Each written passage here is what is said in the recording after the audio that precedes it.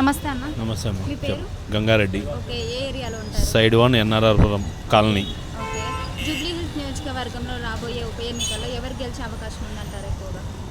గెలిచేదంటే ఇప్పుడు ప్రజల్లో ఉన్నది ఎవరైతే మంచి చేస్తారో వాళ్ళు కావాలని కోరుకుంటున్నారు. ఎవరైతే ఇక్కడ ఉన్నది లోకల్లో మనుషులు ఉన్నారో వాళ్ళు కావాలని కోరుకుంటున్నారు. ఉన్నదైతే ఇప్పుడు కాంగ్రెస్ మనిషిగా అజరిన తర్వాత నవీన్ అన్న ఉన్నాడు. మేము నవీన్ అన్నకి సపోర్ట్ చేద్దామని అనుకుంటున్నాం. నవీన్ అన్న ఎందుకంటే లోకల్ మనిషి కాబట్టి ఎనీ టైం రాత్రి కాదు పగలు కాదు ప్రజల మనుషుల గురించి కంపల్సరీ వస్తాడు.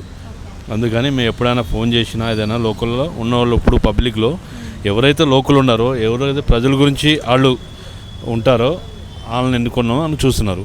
మేము నవీన్ అన్నకి సీట్ వస్తే కంపల్సరీ గెలిపిద్దామని చూస్తున్నాం. మీకు తెలిసి రేవంత్ రెడ్డి గారి పరిపాలన ఎలా ఉందంటే? రేవంత్ రెడ్డి గారి పరిపాలన అయితే మంచిగానే ఉందమ్మా. ఇప్పుడు నేనైతే రేషన్ కార్డు కూడా వచ్చింది నాకు కాంగ్రెస్ ప్రభుత్వంలోనే. ఇప్పుడు రేషన్ పెరిగింది కూడా దాంట్లోనే. ఏదైనా ఇప్పుడు మొన్న గ్యాస్ వచ్చింది, దానికి కూడా రేవంత్ రెడ్డి ప్రభుత్వంలోనే వచ్చింది.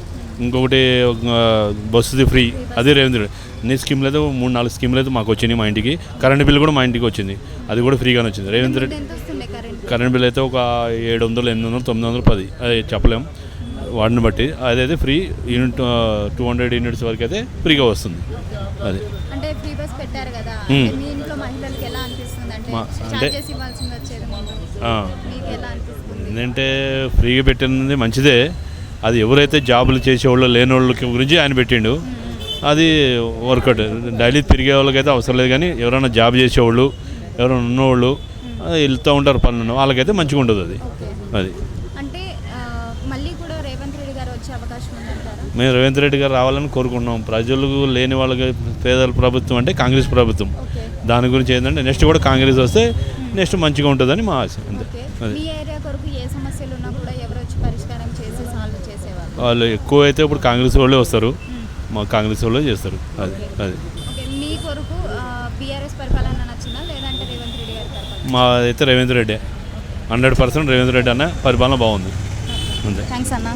Subscribe us and press the bell icon for more interesting updates.